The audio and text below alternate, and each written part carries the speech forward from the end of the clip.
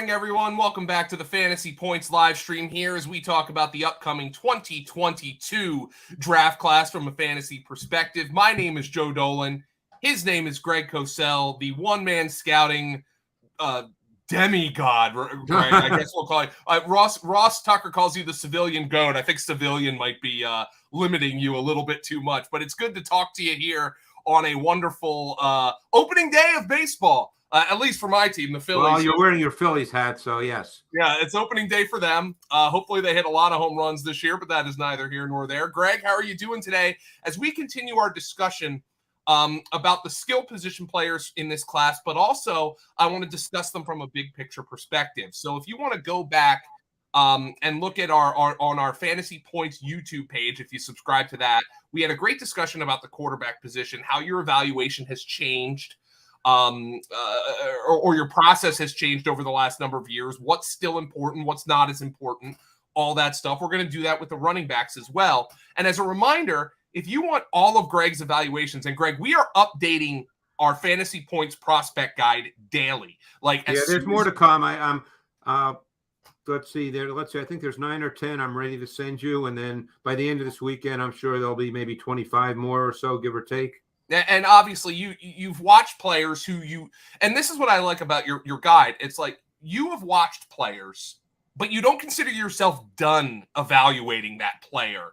No, well, that's the key, Joe, which is why if people are wondering why there's certain players that aren't there yet, It's because a lot of times I'll watch someone and then I'll say, well, I really want to see them against this team, and I haven't gotten to that particular matchup yet just because of other things, Yeah. And I'm just waiting to see them on that against that particular team. Like for instance, I've done a bunch of Alabama defensive players. I've done Christian Harris. I've done what's his name, the D lineman Mathis. I've done those guys, but I think there's just one game I want to see them against. I think that before I send it to you. So that's the case with a lot of guys. A lot of guys I'm kind of done with. I just haven't sent them in yet because there's always that one extra game that I feel like, I just want to see them against that opponent. Yeah, my wife is teaches at Clemson, and she's in sports communications at Clemson. So she's like, has Greg sent Mario Goodrich yet? Well, Booth and Goodrich are two examples of that. I've done both of them, but I need to see a little more of each one before I send it in. But I do like Andrew Booth a lot. Yeah, I told her that you had to get those those sorted out. But that's a perfect example. And defensive players are coming. Our latest update just included Aiden Hutchinson, who you think is a very good prospect. Maybe not a super high level edge rusher, but just a very solid, probably. And just so people understand that are listening to this, and then we'll jump into the backs. Is defensive players take longer because you have to watch full games. Okay. Receivers can be a little different. Backs can be a little different, but defensive players, you have to watch full games. So a lot of times if I watch 2 games, even if I feel like I have a good sense of what the player is, I often feel like I have to watch 2 more games. And, as I said, that takes time. So that's why for guys who are wondering where, my reports are on some, corners or safeties or linebackers, it's just because I've done some, but I need to see more games. And if you're a defensive nut, those are the prospects who really kind of end up coming down the pike throughout the month of April. If you subscribe, by the way, to the prospect guide, $25 on fantasypoints.com, you get everything. And that's including Wes Huber's Devy prospects. Greg, we're doing a staff mock draft. I know you don't do that, but we're going to do one and as we get closer to the draft. So all those things are going to be updated and you have access to that essentially permanently. So you can always go back and say, oh, what did Greg think of this player last year? You're going to be able to go back and do that. So we're going to talk about, we're going to keep doing that. We're going to keep updating it.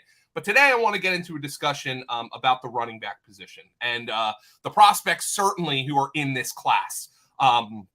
But I also want to talk to start it off. We did kind of a big picture discussion last week about the quarterback position. And I don't know if the running back position has as much philosophical differences as the quarterback position has had, maybe evolving over the last number of years. But Greg, the running backs don't matter adage. And what that means essentially is not that the position doesn't matter, not that, certain guys aren't better than others, but that a really great running back vis-a-vis an average running back theoretically doesn't have nearly as big a difference as a really great offensive tackle vis-a-vis an average offensive tackle, or a really great wide receiver vis-a-vis an average wide receiver.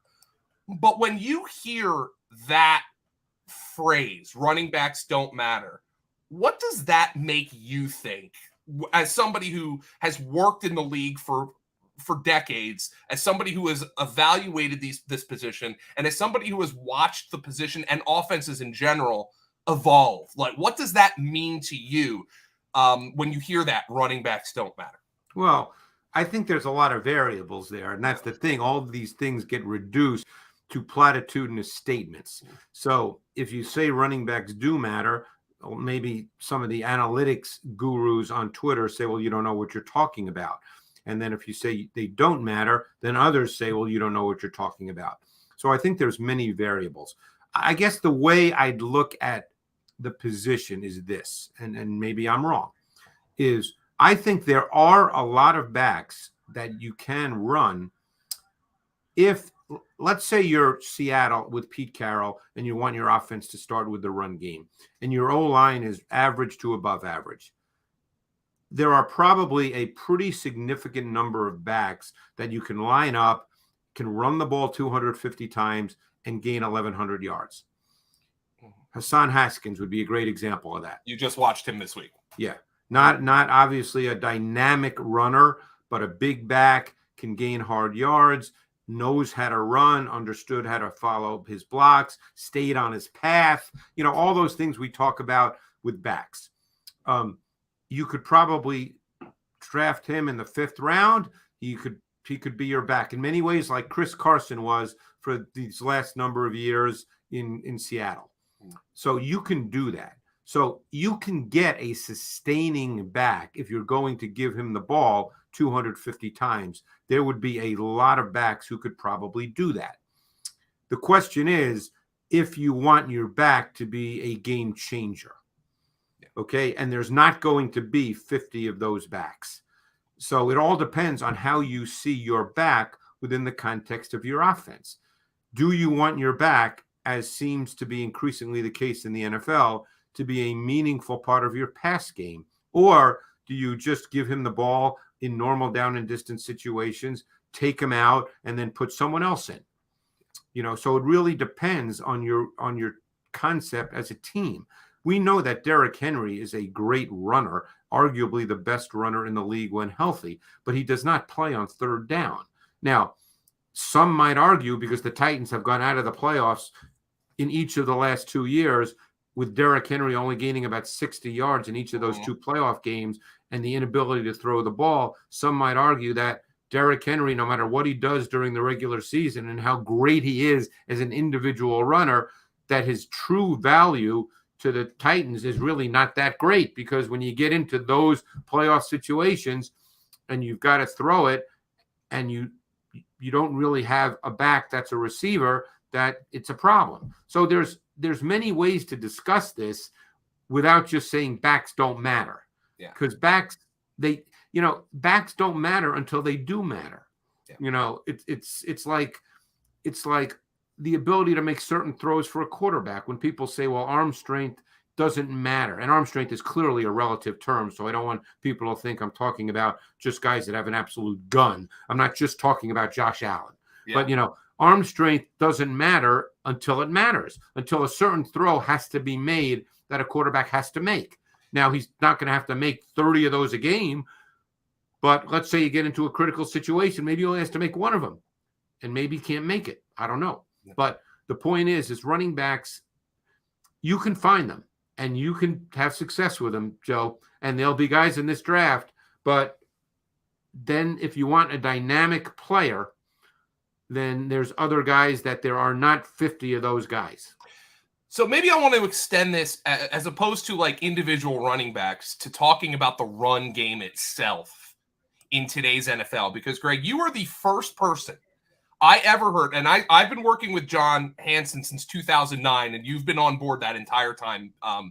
You were the first person I've ever heard shoot down, and maybe you didn't come up with this yourself, but you were the first one who related to somebody like me, shoot down the notion that you need to run the ball successfully to use play action. So you're somebody who certainly believes running backs matter in certain contexts, but you've always have been somebody for over a decade. You've said it's BS to say that, oh, running the ball well will set up play action. But there are extremely successful coaches in today's NFL, including the coach who just won the Super Bowl in Sean McVay, whose entire offense is kind of built around the design of the run game and how the pass game works off of that. What is the difference? Well, you used the key word there, design. Okay. It's the way an offense is structured. Okay. So if you line up, let's say you're an offense, Joe, and you line up with the Rams are a little different case because they play a ton out of 11 personnel. Right. But the point is if your offense is structured around run game principles, and everybody knows that as they study your offense. So as teams game plan to play a particular offense, using the Rams as an example, they understand how the offense is structured and the design, to use your word, the design of the offense. The Rams don't have to come out and run the ball in any given game for defenses to defend the run structurally and tactically, because the structure of the Rams offense is such that the running game is a meaningful part of what they do. It's not a function of volume or numbers. It's a function of structure. And that's the point. I mean, we used to talk about that all the time with the Colts when they had Peyton Manning. I had this conversation with Jeff Saturday years ago and he agreed. You know, the Colts would come out in games and Peyton would stick the ball in the belly of either Edgerrin James or Joseph Adebayo. And it might be the first play of the game. I think there was a first play of the game, one game where they hit Dallas Clark for a 75-yard touchdown off play action. And it might have been the first play of the game because teams know how the offense is structured and they defend that. That's what you're tactically defending. Yeah. And by the way, there's no defensive player who walks into the huddle in the second quarter and says, hey, guys, we don't have to worry about the run because they've only rushed 8 times for 9 yards. No one is even aware of that. No one is thinking like that. Mm. You know, so it's about structure and design more than the actual number. Do you think the Cowboys with Emmitt Smith had to establish the run any given week in order to throw play action? No, because their offense was structured a certain way that everybody had to defend. So you don't need to run the ball in a given game. You know, you don't have to say, okay, well, we can't do play action unless we have 5 runs first. That's not the way it works. You know, this leads me to another question and also another point I want to make, because I went and looked at some of the Rams stats here. And over the final 6 games of the regular season, they went 5-1, by the way. Sony Michel, and this kind of speaks to everything we've been talking about. Over the final 6 games of the regular season, the Rams were 5-1. 4 of those games were 1-score games. So this isn't like they're just blowing people out and then running the ball in the second half. Sony Michel averaged 21.5 carries over those 6 games. Then, coincidentally, he had just 26 carries total in the playoffs because, Cam Akers was working in and they got Darrell Henderson back. So maybe it kind of speaks to both things. The run is important in some offenses. Maybe the guy who is doing that running isn't so much the factor. Yeah, and again, the Rams are a team that can make explosive plays in the pass game. So obviously they think Akers is a better back than Michel. Michel's kind of one of those sustaining grinders. Look, for 2 years, Michel did exactly that in New England. In fact, the year they won the Super Bowl when they beat the Rams, as you probably recall, down the stretch, that was Sony Michel, and they were playing a ton with a fullback, Devlin. They were playing at a 21 personnel. So they were lining up and running the ball, and Michel wasn't necessarily giving them big explosive plays, but they were grinding out a run game. So there's different kinds of backs, and then they're used differently. It depends what you want. Like, for instance, I'll give you a great example in this draft. he actually came in at the combine, I believe, at 198, which is higher than I thought he would. But James Cook, Dalvin's brother, okay? Yeah. James Cook's a really good back. Now, it's not likely he'll be a volume runner in the league. He's not going to be Dalvin, who weighs 15 pounds more. He's not going to be a 20 carry a game back. But James Cook's a valuable player because you can give him the ball probably 8 to 12 times as a runner, and he's a very good runner. And you can line him up anywhere in your formation as a receiver, and he can split out. He's a terrific receiver. So he's a valuable player for a team, depending on how they want to run their offense. He may not be as valuable to Pete Carroll. He may not be as valuable to another coach. And if the analytics people or the people who say the run game doesn't matter want to say, well, Pete Carroll doesn't know football, the way it's played now, that's fine. But, they can say that. There's a lot of ways to play. Everybody knows you've got to throw the football at some point to be successful in the NFL, but it's certainly how you get to that. And by the way, talking about the run game is also something that you could say it's not that important until it is important. There's a lot of games where you get down. Look what happened with Cincinnati in the Super Bowl.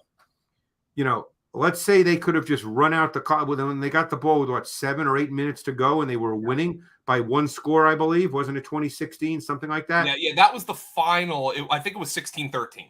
All right. Then the Rams got the ball, and then it was 20. You're right. It was 2016. I think it was 2016. So 23-20 was the final of the game. And they tried to run it a couple of times, and people might say, well, they should run the ball. Well, they did a couple of times, and a couple of times Mixon got 1 yard.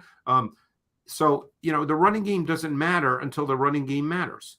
Yeah. And, there's a lot of things you could say as platitude and as general statements about any sport, but when you get into specific games, that's why Bill Walsh always used to say to me, and we had great conversations about this, that you have to be able to do everything as a separate entity because you never know in any given game how that's going to play out.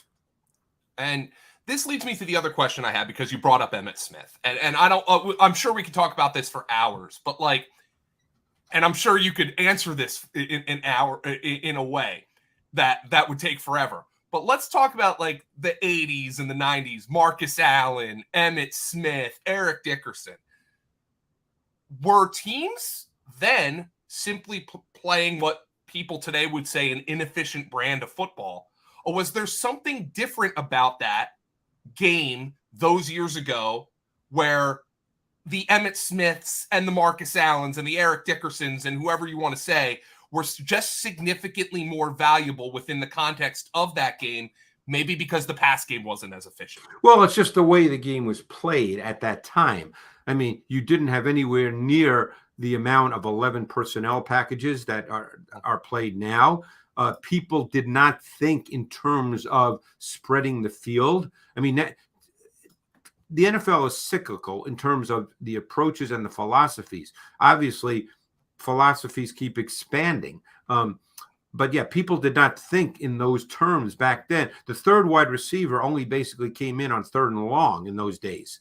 Yeah. In those days, the thought process was that offense clearly began with the run game. I mean, you go back, I think it might have been 1980. I think George Rogers was the first pick in the draft. Yeah. Running back out of South Carolina, had a really good career. And I think even if you look at, there are probably a lot of drafts back then where running backs were taken high overall, not just a top 1 or 2 pick, but, taken high overall. That's John the way Carter people was the thought first about, the draft. Yeah.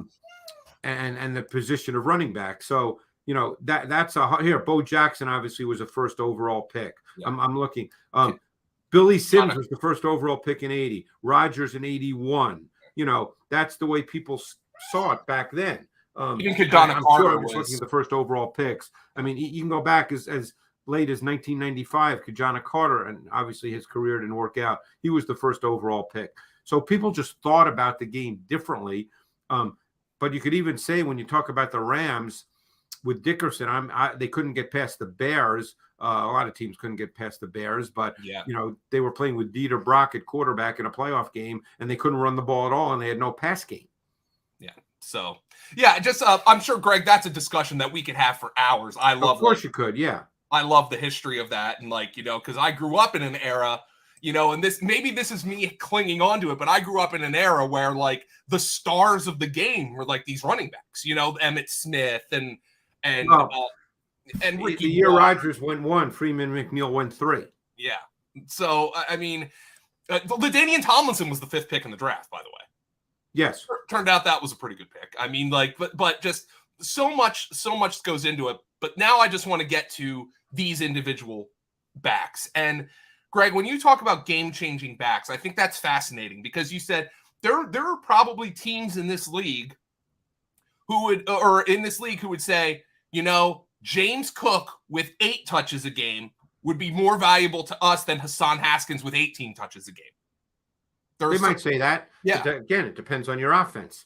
It all depends on your run-pass ratio and how you see your offense through any given game.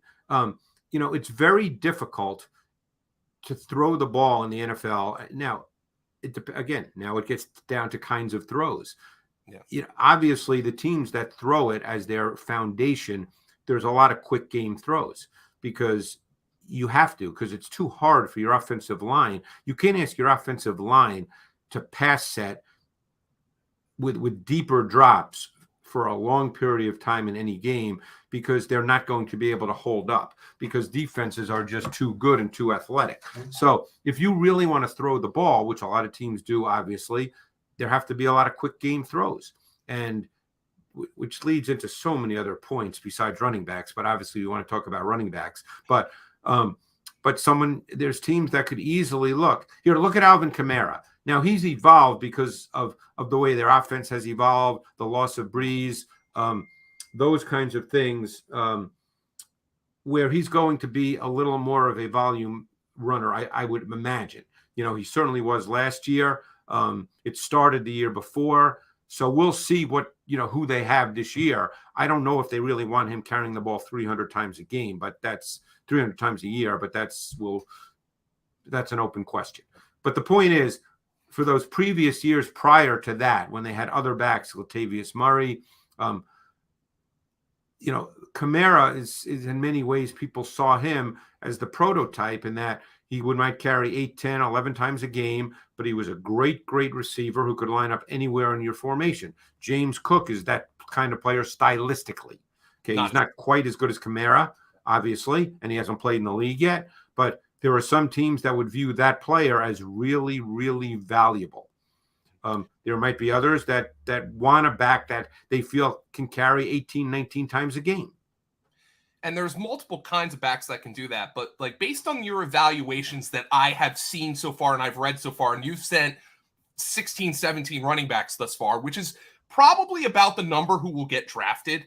And teams still draft backs, by the way. They might not draft them 5th overall, but they still draft backs. And I think it just, based on your evaluations, it kind of starts with me with Breece Hall from Iowa State. Because this is a guy who I would think, based on your evaluation, just reading into it, you called him the total package. If you want him to carry the ball 15 times a game, this looks like somebody who can do that. If you want him to carry the ball 10 times a game and maybe be targeted in a pass game 5 times a game, this looks like somebody who can do that. He did it all in college. He was the focal point of Iowa State's offense. I would anticipate, maybe somebody disagrees, and we'll talk about Kenneth Walker. But I would anticipate Breece Hall is probably the best bet to be the first back to hear his name called when it gets to the end of April here. And we don't know that, but I think he's got the look and feel of an NFL back. And I think that there's a lot more that you can do with him in the pass game. I think he can be a 3-down back in the NFL because he has soft hands. He has run after catch traits. He certainly has the ability to run a more multiple route tree, Joe, out of the backfield at the next level, whether you're talking angle routes, wheel routes, halfback seam. He has shown he can be detached from the formation. He's not just a back you're going to throw checkdowns to or conventional screens or flare routes to. I think he can do more. But we don't need to spend a lot of time on him as a runner. He's a good runner. But I think Breece Hall, when you look at the backs in this draft overall, if you wanted the one guy who could be a runner and a receiver that you did not have to take off the field, I think Breece Hall would fit that category. See, I think Breece Hall is a better runner than Najee Harris. Yeah. Wow. And well, Najee Harris also made an impact in the passing game, though a lot on checkdowns with Ben Roethlisberger. Right. So, and then that brings you to the discussion, because Najee Harris was a first-round pick. He was the 24th player chosen. Yeah, and the Steelers told you what they were going to do when they took him. And then, of course, ETN was also a first-round pick. Unfortunately, we didn't get to see him. But those were two very different kind of backs, in my opinion, when I watched And Harris. I think ETN is your classic case of that explosive game changer. Obviously, Jacksonville's season kind of went down the you-know-what for many reasons. But I think ETN was not drafted to carry the ball 25 times a game. I think ETN is a game changer. And ETN, in some ways, is like a James Cook. Now, he carried the ball more at Clemson than Cook did at Georgia, but I think ETN was seen by most as not necessarily a volume runner in the NFL, but as a guy that could carry 12 times and be a factor in your run game, but he's dynamic as a receiver because ETN did split out at Clemson. So, I think that's the way probably most people saw Travis Etienne. As well as I did. Now let's I want to talk Breece Hall in terms of some of the bigger picture things here. 4.39 40. Okay.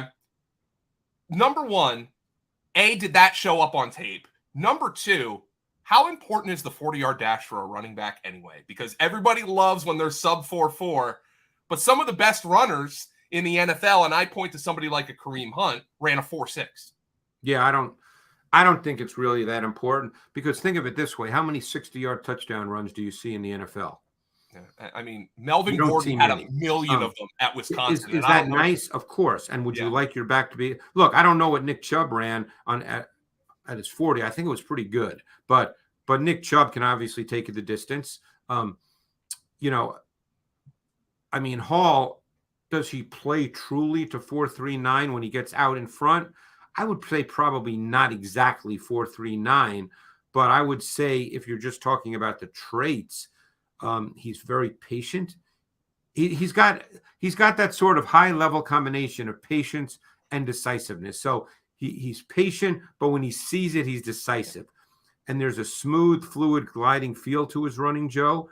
The one thing that I really thought he improved on in 2021 over 2020, because I watched both years, was I thought that there was a more powerful feel to his running in 2021. He would drop his pads and take on defenders at the second and third levels of the defense in 2021. And keep in mind, he's 217 pounds. He's not a small back. He's a big guy. That patience and decisiveness, you said just you think he towed that line beautifully. Yes. Is there a chance somebody sees that differently? Sure. Evaluating that and saying, I want to see him fit it up in there more. Right. Yeah, Joe, you know me well enough to know that I'm not saying that I'm right and anybody else who sees it differently is wrong. I mean, I watched a lot of his runs. I would say over the last 2 years, I probably watched 400 runs by Breece Hall. So I feel like I have a pretty good sense of what he looks like as a runner. Could it be seen differently? Sure. I mean, I thought that desirable combination of patience and decisiveness, there were times it kind of reminded me of Le'Veon Bell in his prime for those 2 or 3 years when Bell was really good. Yeah. That's just a fascinating question to me. And now I want to move on to a little bit of a different back so we can move on. And that's Kenneth Walker out of Michigan State, who also played at Wake Forest. Now, Kenneth Walker, I would think, Greg, he was one of those things that I love that you always write is like, there's no mystery to what he is. And I think Walker is a little more nuanced than that, but this is a guy who's a physical runner. He's competitive. He can probably be your sustaining back, but you close your evaluation with Kenneth Walker by saying the question is what Walker can give you in the passing game. And that is an open question at this point. Correct. And listen here, Greg. I'm going to pull a John Hanson name drop here for you. How about this? I talked to Amon Green a couple of months ago, And Ahman Green, as you well know, was an outstanding back for years, great for fantasy from our perspective because he was so good as a receiver. Well, Ahman Green, I said to Ahman, you played in the triple option offense at Nebraska. And he said he thinks I think he was a 3rd round pick. He says, I should have been a 1st round pick, but people didn't know if I could catch the football. And he wasn't asked to do it in college because he was in the triple option. Now, of course, he said, what do you do in the triple option? You're catching pitches all the time. Everybody knew I should be able to catch the football. But when you say there's an open question about somebody's ability to impact the passing game, it doesn't necessarily mean that they can't do it. No, that's why they were not asked to do it. That's why I worded it the way I did, Joe, because it's a question. And now, don't forget, teams, when they work out Kenneth Walker, will be throwing him a lot of balls. And not just, don't forget, look, I love Ahman Green, and he was a big man who was a great back, great back. But catching a toss is not the same as catching a wheel route or a vertical seam, for sure.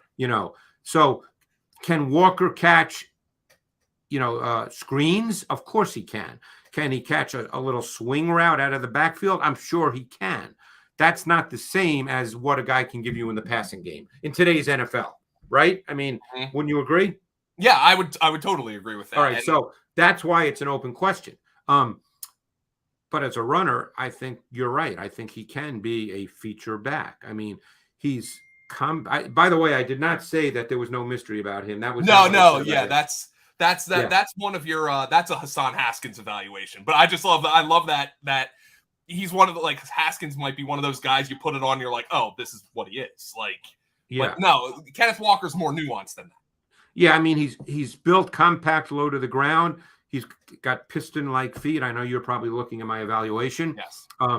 The way I kind of described him later on, and this just came to me while I was watching him, was because there was a run to daylight feel to his game, and so I said there was a little bit of jazz musician to Walker with his free-flowing look for space, running approach. That's the way he ran. He looked for space, and he had an improvisational ability to work off script and find room to run. So now, here's a perfect example.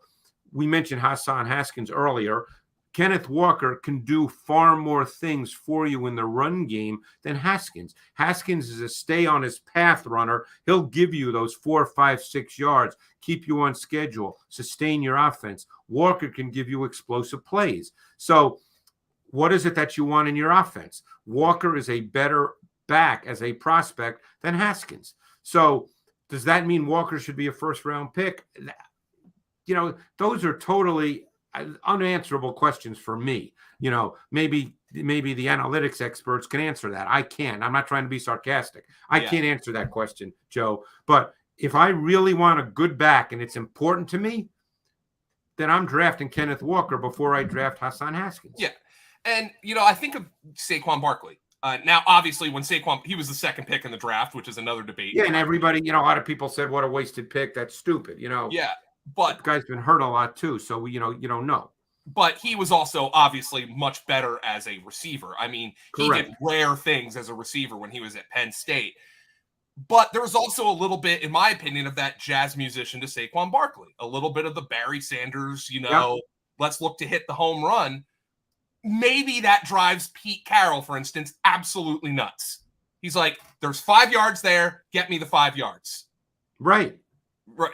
So, there is that little bit of a different. And there's always backs like that. There's backs who get you what's blocked and maybe a few more, like a Haskins, and they're viewed as a dime a dozen. And then there's backs who have, I don't want to call Walker special because he hasn't played in the league yet. And I'm leery of that for guys who have not played in the league. But stylistically, Walker is a back that can turn what appears to be a basic run into something more. The term a lot of people like to use is he's creative. Again, one of those terms. But Walker can do that. Haskins can't. Yeah. I want to get to some other backs here as well. One guy who's kind of fallen off a little bit because of the athletic testing. And this is why I asked you a little bit earlier about, Breece Hall 4.39. That's all well and good, but how much does it matter? and that's Isaiah Spiller from Texas A&M. Yeah. His jumps weren't great. He didn't even run a 40 at the combine. He was right on that 4.6 line when he ran at his pro day. I know you don't really care too much about that, but what did you see from Spiller in terms of how he transitions to the league? And he's a better Haskins. Yeah. You know, I mean, he's far better Haskins in my view, but if you want a volume runner, if that's important to you, he fits the bill. He's got size. He's got a compact build. He's got patience. He's got vision. He's got short area burst, which is totally different than a 40 time. He had subtle lateral quickness in confined space. He's a very good confined space runner, which you have to be if you're going to carry a lot. Because in the NFL, backs that carry a lot have to run inside. You can't make a living in the NFL with your run game being outside the numbers. So he has natural power. He has good contact balance. He's competitive. He finishes runs. He's an attitude runner. I said in my notes, which I'm sure you're looking at, that he consistently showed high-level sustaining back traits. He gets hard yards. Now, he's not explosive. He did have some long runs. It's college football, but he did have some long runs, but you wouldn't call him an explosive, game-changing back. And I said my final point was he will come into the NFL as a competitive, physical downhill runner with desired size and natural power and finishing traits. That's what he is. Yeah. And like these guys, like the question now becomes if he doesn't test special athletic. The 4.6 is irrelevant for him because it's not what his game is. Right. Yeah, like, so when I watched Kareem Hunt coming out of Toledo, and I think Hunt was a better receiver than Isaiah Spiller. Without question. It's like, just sorry to interrupt. It's no like problem. Saying about DeAndre Hopkins, who I believe ran a 4.58 coming out of Clemson. Yeah. That's irrelevant because his game's not about being a vertical burner. It's not what his game, so it doesn't matter. Yeah. His 4.6 doesn't matter. He's not going to be that guy. So I mean, it's just a different thing. But like, Kareem Hunt was like that contact balance guy, and like when he ran a 4.6, everybody was like, "Oh my god!" I was like, I really don't care. Like, I'm gonna trust myself on this one and see. By the way, he doesn't have a lot of breakaway runs either. He runs hard, and his contact balance, even in the NFL, has been phenomenal. But he does not have. Look, you have to define what you mean by long runs. There's guys anybody can get a long run if there's a hole and there's no one there, or if you catch a screen and it's blocked exceedingly well and no one touches you. That doesn't mean you're a burner. There's got pretty much any pro back can do that. So you have to be a little careful. You have to define this stuff. I want to talk about a couple of backs on the kind of, I don't want to say just scat back, but maybe on the perimeter as like a piece of an offense, and a guy you really like, and the fantasy community seems pretty high on.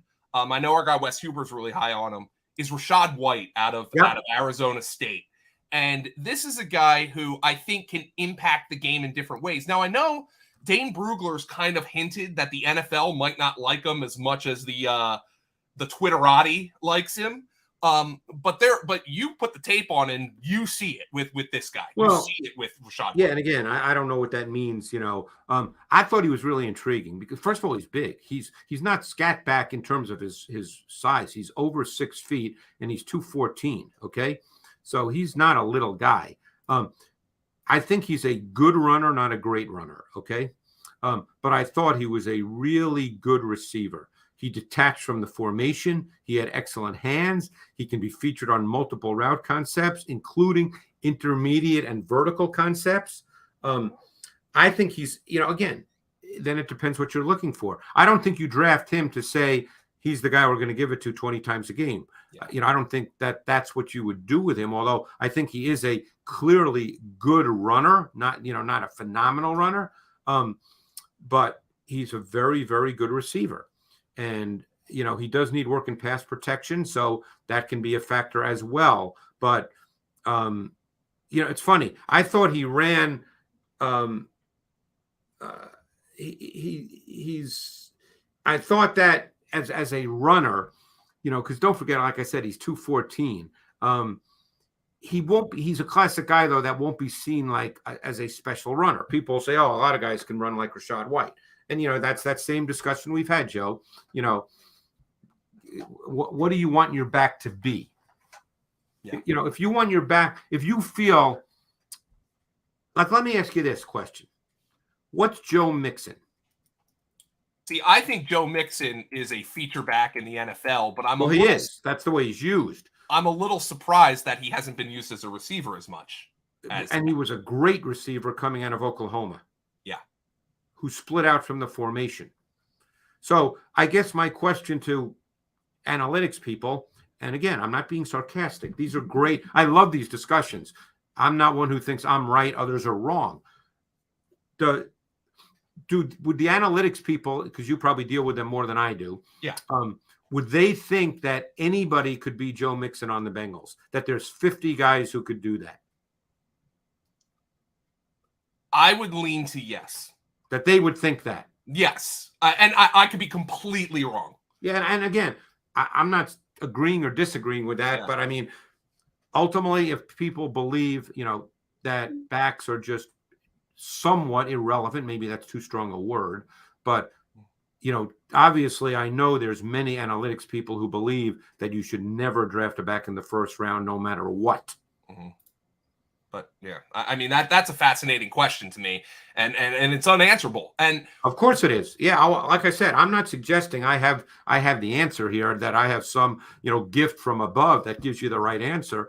But it's like when Marshawn Lynch was with the Seahawks, and then obviously Chris Carson came in and rushed for over 1,000 yards. I'm sure a lot of people believe that Marshawn Lynch really wasn't that big a deal. Chris Carson could rush for 1,000 yards. Yeah, I think maybe the value comes in, like you said, it matters. It doesn't matter until it does. And maybe Marshawn Lynch, and that's another discussion for another time. But this leads me to a very interesting player to me, as somebody who did not test very well at all at the combine.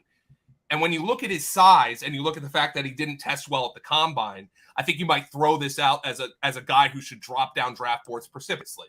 And that's Kyren Williams out of Notre Dame. 5'9", 194, 4.65 in the 40. But the tape showed a player who was far more intriguing than that. But the tape also showed a guy that didn't have a whole lot of juice and explosiveness. So the tape told you what the measurables showed you. I mean, the tape told you that. Yeah. I mean, look at my notes. Did you pull them up? I do, and the comparison look down like the fourth line of my transition. Yeah. The concerns are his size, which more than likely removes him from consideration as a conventional feature back, and his lack of juice and explosiveness. Williams is really an inside grinder with a physical competitive mindset and an outstanding feel for working in confined space. But in the 200-pound range, he will not be seen as a volume runner in the NFL. And I made two comparisons. If he's in an offense where the foundation back might only carry 170 times, like Austin Eckler with the Chargers, could he be that guy? Because he's a great receiver and a great pass protector.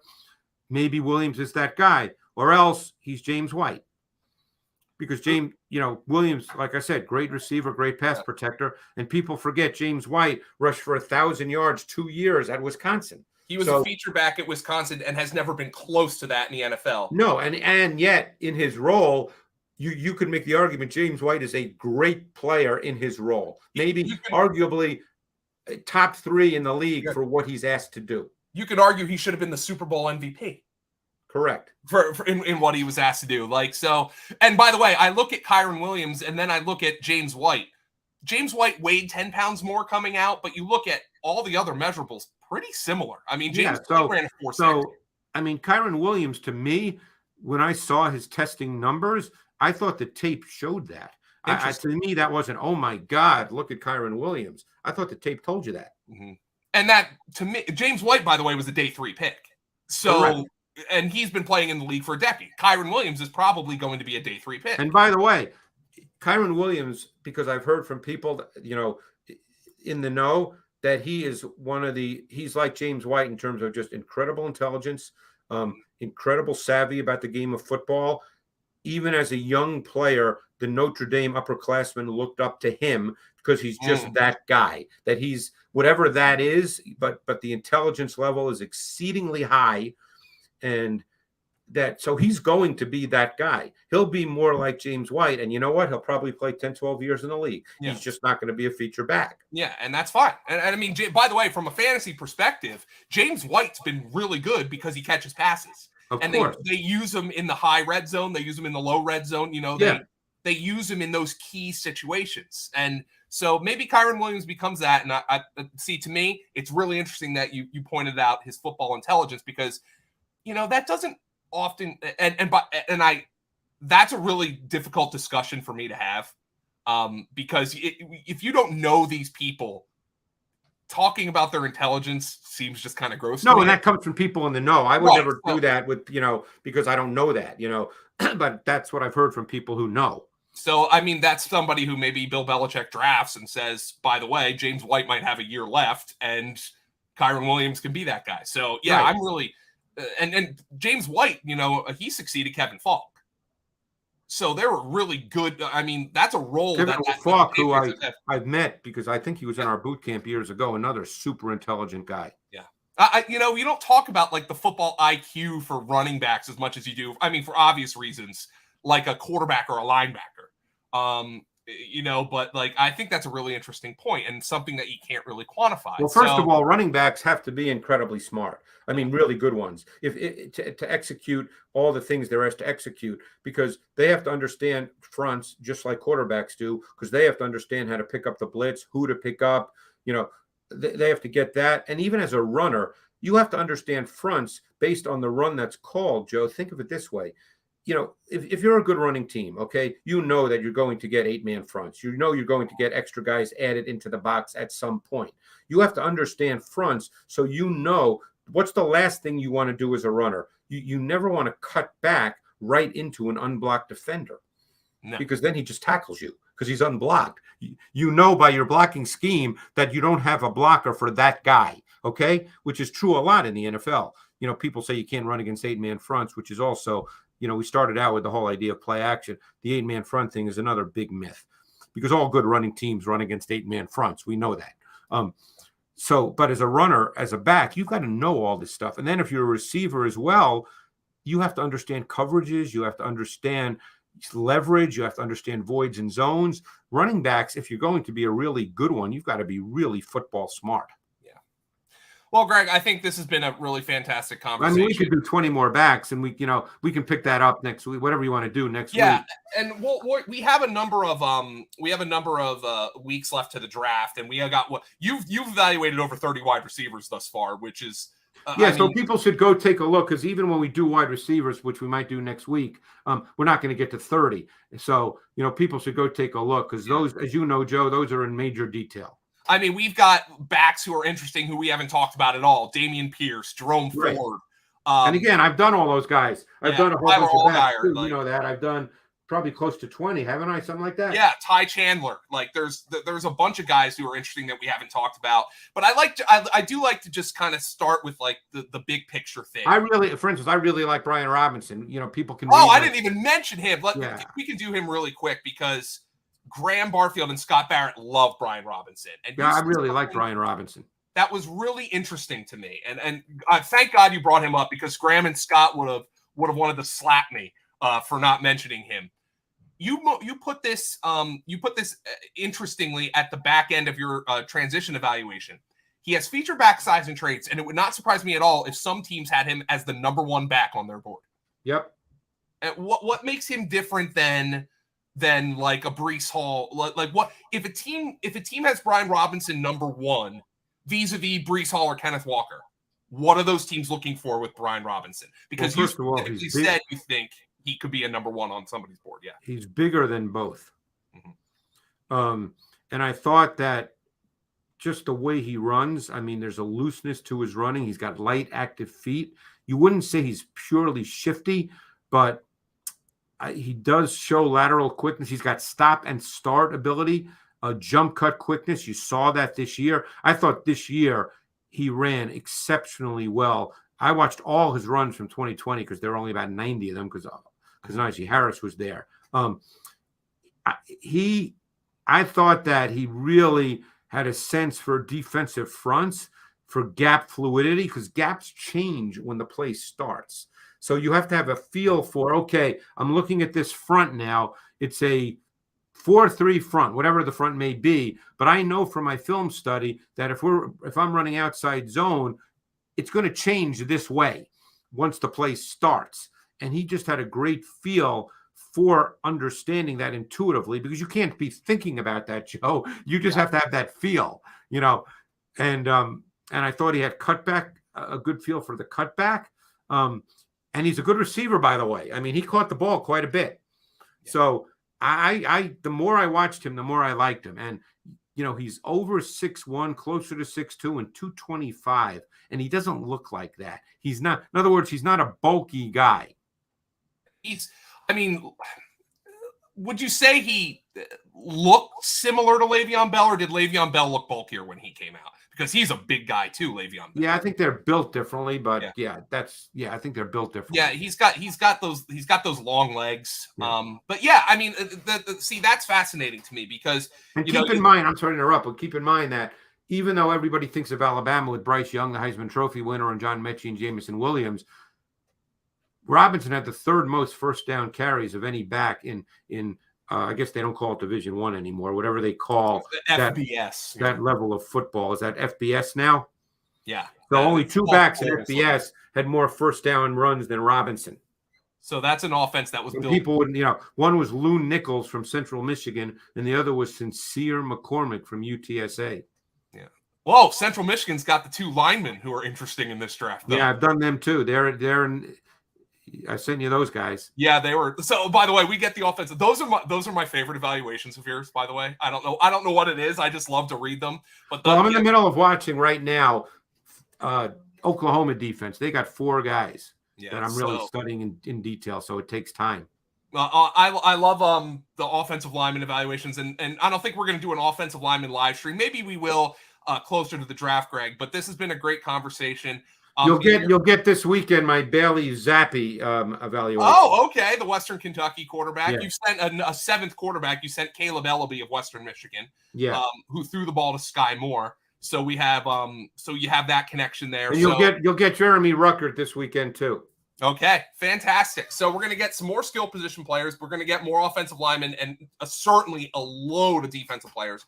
Greg, you'll be back next week, and I think we'll talk wide receivers. But if there's more backs to get to, I think we can discuss them as well. But I think we're going to talk wide receiver and how that position is changing. I had a lot of fun talking with you, Greg. I had a lot of fun breaking these guys down. Make sure you go to fantasypoints.com and get the prospect guide, because you get all of Greg's evaluations. And the key part is, in those evaluations, the transition section. How does this guy's traits translate to the NFL? And that's what makes it the most important thing for fantasy. Greg, thanks for having me today. Go enjoy opening day if you. And I'll be sitting at my desk here watching the Oklahoma defense, Joe. I know you like doing that too, but maybe you could tune in on the radio a little bit. Right. Greg, it's been fantastic. I'll talk to you next week. Thanks, Joe.